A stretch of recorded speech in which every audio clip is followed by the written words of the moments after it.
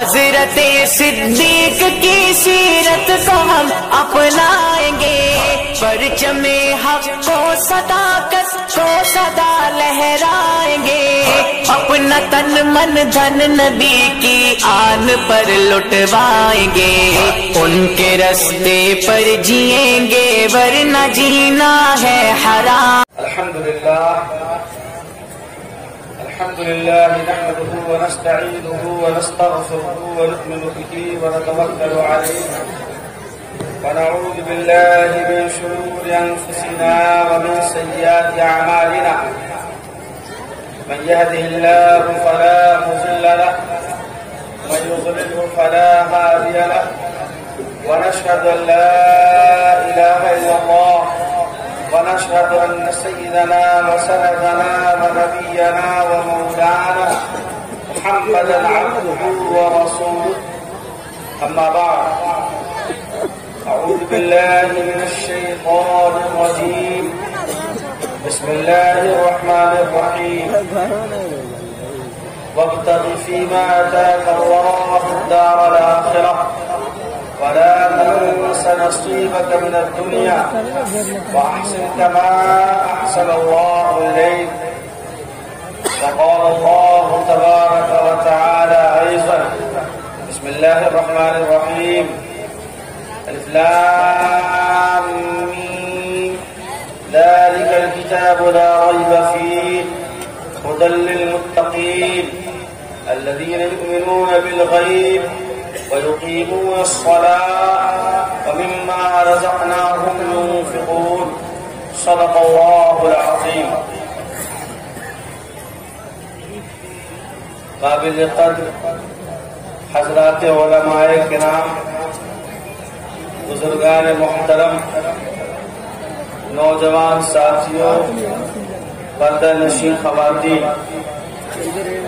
آج کا یہ اجلاس کئی جہتوں سے تاریخی ہے، اور سب سے بڑی بات یہ ہے کہ لاک ڈاؤن اور عالمی وبا کے باوجود جامعۃ المؤمنات الاسلامیہ نے اپنی کوششیں جاری رکھی اور اپنے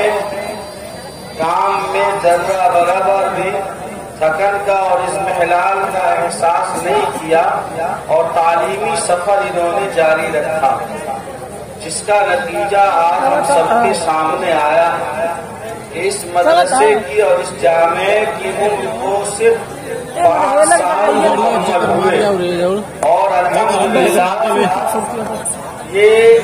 درخت جو 5 سال قبل لگا آج ثمردار ہو چکا ہے، اور اس کا پھل اطمینان بخش انداز میں ہم سبوں کے سامنے موجود ہے۔ گزشتہ سالوں میں 3 عالمہ اور 4 عالمہ فارغ التحصیل ہوئی، اور آج الحمدللہ 13 عالمہ اور ایک حافظہ اس ادارے سے فارغ التحصیل ہوئی ہیں، جن کو ہمارے شیخ صاحب نے حدیث کی اجازت دی اور سند فضیلت سے نوازا۔ ہم اس کامیابی پر مبارکباد دینا چاہتے ہیں اپنے مشفق و محترم جناب حضرت مولانا سید مفتی سعید صاحب قاسمی کو، اور ان کے رفقا کو، اور ان کے احباب اور منتظمین و محبین کو،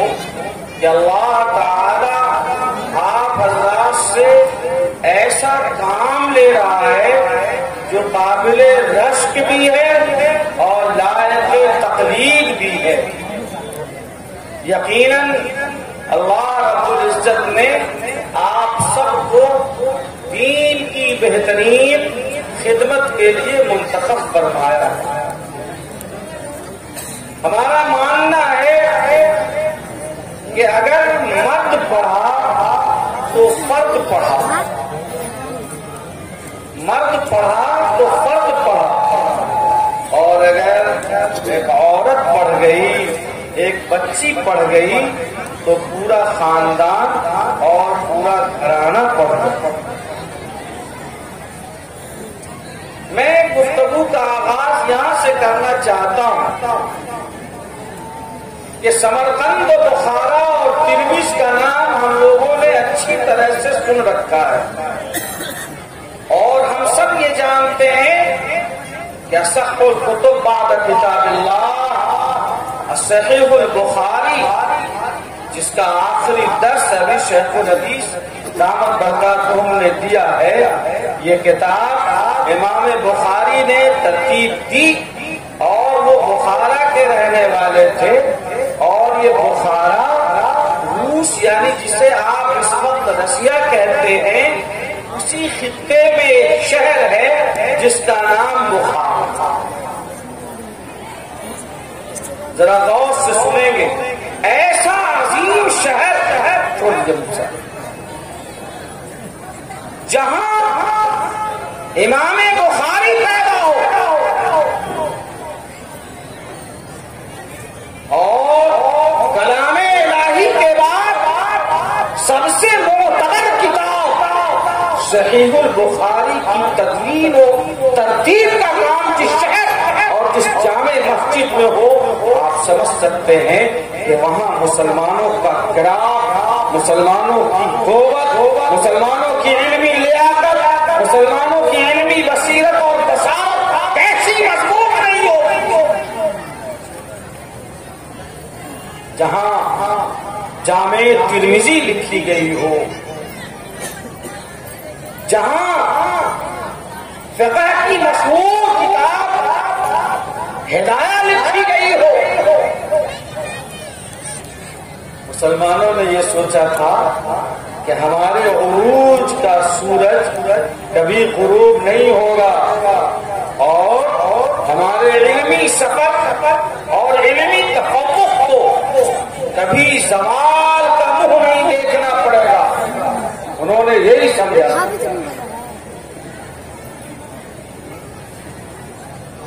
لیکن جب قوم نے علماء کی عظمت کو ختم کر دیا، مدارس، مساجد، دینی مراکز، دینی درسگاہوں کی عظمت کو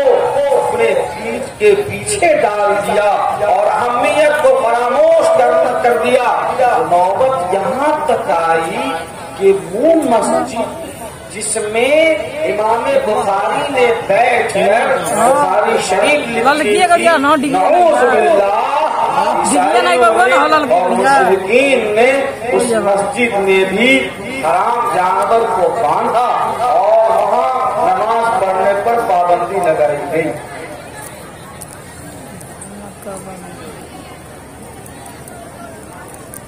جس علاقے کا بچہ عالم، مفتی اور فقیہ نوبت بنی جا رسید کہ وہاں لا الہ الا اللہ محمد رسول اللہ پڑھنے پر بھی پابندی لگا دی گئی. قرآن نہیں پڑھ سکتے تھے، مسجد میں نماز پڑھنا ممنوع، گورنمنٹ نے پابندی لگائی، کوئی پڑھ نہیں سکتا، کوئی پڑھا نہیں سکتا، درس و تدریس سارے سلسلے معطل ہو گئے، سب بند کر دیا. مسلمان کیسے زندہ رہے؟ قرآن کیسے زندہ رہے؟ احکام شریعت اور احکام اسلام کیسے زندہ رہے؟ اب میں اس کو ایک واقعے سے آپ کے ذہن و دماغ میں بتانا چاہتا ہوں. اب ہمارے نوجوانوں کا تو معاملہ یہ ہے کہ وہ جھنڈ کی طرح تھے، انہیں اشعار سننے تھے، سمجھ میں آئے نہ آئے واہ واہ کرنا تھا، اور میں جانتا ہوں کہ ان کا ٹائم مقرر ہے 12 بجے، وہ ہر حال میں چل گئے. 1998 سے یہ تجربہ اب تک میں ظاہر ہے کچھ نہ کچھ پڑھائی ہو جائیں گے. آپ لاکھ بریانی یہ رکنے والے نہیں، میں جانتا ہوں اچھی طرح فرق ہے. میں یہ عرض کر رہا ہوں حضرت مولانا منت اللہ رحمانی رحمت اللہ علیہ جو عمارت شریعہ کے چوتھے امیر اور آل انڈیا مسلم فضلہ بورڈ کے جنرل سیکریٹری تا حیات رہے اور آل انڈیا مسلم فضلہ بورڈ کے بانیوں میں ان کے دادا قطب عالم حضرت مولانا محمد علی منگیری رحمۃ اللہ علیہ وہ دارالندوۃ العلماء کے بانی ہیں اور خود مولانا منت اللہ رحمانی رحمت اللہ علیہ دارالعلوم دیوبند کے رکن شورا رہے، بہت بڑے عالم کوئی نہیں جانتے۔ انہوں نے فرمایا کہ گورنمنٹ کی طرف سے ایک وقت ایک ڈیلیگیشن روس گیا، اس میں اتفاق سے حضرت رحمت اللہ علیہ بھی شامل تھے۔ وہاں پہنچے، ہوٹل میں ٹھہرے، ترجمان نے کہا چلیے آپ کو کچھ دکھلاتے ہیں، زیارت کراتے ہیں۔ حضرت نے فرمایا کہ اللہ کی طور تو مسجد تک ہے، جہاں کی کوئی بڑی تاریخی مسجد ہو مجھے وہاں لے چلو، جہاں کی تو ہر چیز تاریخی ہے۔ ٹھیک ہے چلیے۔ ظہر کی نماز کا وقت تھا، فرماتے کہ مسجد میں گئے تو چند لوگوں کو دیکھا جو سب لگائے ہوئے مسجد میں بیٹھے۔ حضرت گئے، انہوں نے وضو کی، جب آئے تو لوگوں نے مصافحہ کیا اور ترجمان کے ذریعے بات ہوتی رہی۔ انہوں نے سمجھا کہ یہ گاڑی والے اور بارش ہیں، کوئی عالم دین ہوں گے، بڑے کہا کہ آپ ہی نماز پڑھا دیجیے ہمیں۔ حضرت نے فرمایا کہ بھائی میں نماز آپ کو کیسے پڑھا سکتا ہوں، میں مسافر ہوں اور میں تو 2 ہی رکعت نماز پڑھوں گا۔ حضرت نے فرمایا کہ روس جیسی جگہ جہاں کلمہ طیبہ لا الہ الا اللہ محمد رسول اللہ پڑھنے پر پابندی اور پہرے دار ہر مکان کے دروازے پر ڈیوٹی دیتا کہ کوئی مسلمان گھر میں قرآن نہ پڑھ سکے، کہا کہ میں تو 2 ہی رکعت پڑھوں گا، آپ میرے پیچھے نماز پڑھیں گے تو پھر اپنی نماز کیسے پڑھ سکیں گے، آپ کو تو مسئلہ معلوم نہیں ہوگا۔ حضرت نے فرمایا کہ ظاہر ہے کہ مقیم آدمی اپنی نماز مسافر امام کے پیچھے پوری کرے گا، تو یہ ایک باریک مسئلہ ہے، اتنا موٹا مسئلہ نہیں ہے، تو ان کو کیسے معلوم ہوگا۔ تعجب اس بات پر ہے کہ انہوں نے کہا کہ صاحب مسئلہ ہمیں معلوم ہے، آپ مسافر اور سب اپنا پورا خطہ میں نے دیکھا بار بار ان کے ساتھ جاتے ہیں، کہا کہ ہم اپنی نماز مکمل کر لیں گے، ہمیں مسئلہ معلوم ہے۔ نماز پڑھائی، حضرت نے تعجب سے پوچھا کہ بھئی آپ کو کیسے مسئلہ معلوم ہے، یہاں کے حالات کو ایسے ہیں؟ تو انہوں نے کہا کہ بے شک آپ قضا فرماتے ہیں، لیکن جب ہمارے یہاں حالات خراب ہوئے تو گھر کی کوٹری میں اور تہخانے میں ہماری دادی جان اور ہماری نانیاں ہمیں بلا کر اور محلے کے بچوں کو گھر کے تہخانے میں زمین بوجھ ہو کر رات کی تاریکی میں ہمیں قرآن بھی پڑھاتی تھی اور ہمیں جو احکام شریعت کے مسائل ہیں ہم کو مسائل بھی بتاتی تھی، وہ مسئلہ ہمیں یاد ہے۔ اب ہم بڑھاپے کو پہنچ رہے ہیں، لیکن بچپن میں ہماری ماں نے، دادیوں اور نانیوں نے ہمیں یہ مسئلہ بتایا تھا، اس لیے ہم خوب اچھی طرح سے جانتے ہیں کہ مسافر امام کے پیچھے مقیم اپنی نماز کیسے پڑھے۔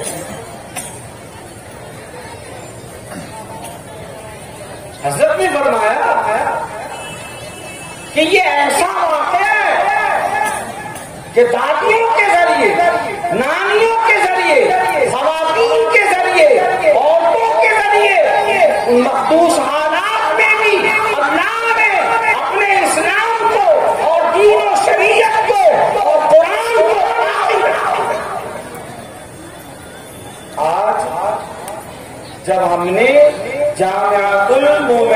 الاسلامیہ کی چھوٹی بچیوں کو دیکھا،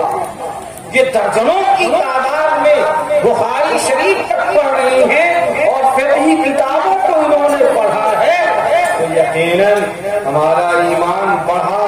اور ہمارے ایمان میں تازگی پیدا ہوئی، ہمارے قلب و جگر میں گرمی پیدا ہوئی، غیرت ایمانی اور حرارت ایمانی میں جوش پیدا ہوا، یقیناً ہماری نسل اس ملک میں اور پوری دنیا میں کبھی ضائع نہیں ہو سکے گی، اس لیے